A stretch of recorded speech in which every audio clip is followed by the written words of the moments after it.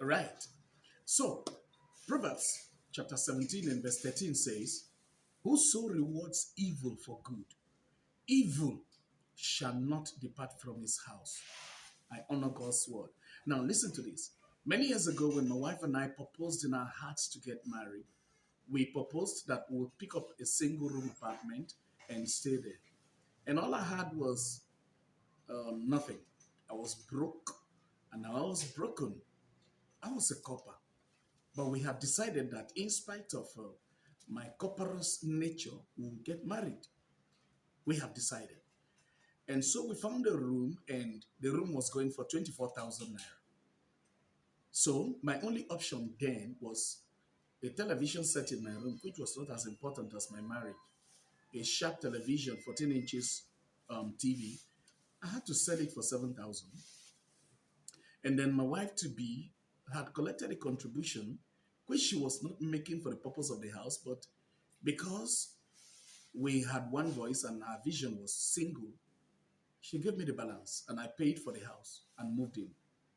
Eventually, as I continued, there was a woman who lived in that house who called me one day and said, Pastor, you are a man. You can't share this room with us. And I said, what do you mean? He said, don't share the kitchen with us. We don't want to be coming to the kitchen and then you coming into the kitchen all the time. All that you need to do is, if you want to eat anything, tell us. We'll cook for you and bring it for you. She held me by the hand and took me to the store. And then we went into the store, and right inside the store, she had all manner of food stuff. So she said, whatever you want, they should cook for you. And for me as a person, I don't like cooking. And then because I don't like that, I saw it as breakthrough. But one day she called me and said, that lady you are going out with, I don't want you to marry her. I'll give you somebody to marry. Choose any of the girls in my room and marry her. And I couldn't just be wicked. I couldn't, because for me to come into that house, my wife to be was part of it. Number two, I believe I was led by the Spirit of God to marry my woman. And eventually, war broke out between this woman and I. And she was so bitter that she placed a curse that I will never have a child. My wife to be will never have a child for me if she gets married to me. And like play. By the time we got married, we came to a point where it was as if her child was not coming. So we began to pray night and day, and the siege was broken. I want to challenge somebody out there. Remember the sacrifices of your spouse. Remember what they went through with you when you were nothing. Remember what they went through with you when you were zero. You are a young man.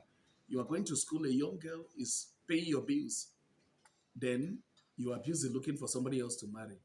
The Bible said, evil shall not depart from your house because you are paying back evil with good. You are a young girl. A young man sends you to school and is paying your way through school. Now, let me use the Nigerian parlance. You don't tear eye. If you go marry somebody else because your heart is wicked, it is now you are telling me the definition of love. Hey, I don't love him like that. It was because of his money. Listen to me. Evil shall not depart out of your house. If not, go and pay him his money. That's what the Bible said. The Bible said, if anyone pays evil with good, pays good with evil, evil shall not depart from his house. That's Proverbs chapter 17 and verse 13, God's word. Whether you are Old Testament or New Testament, I don't care. God's word cannot fall to the ground. So don't do that evil. I'm coming back your way again with another story that touched the heart. Shalom.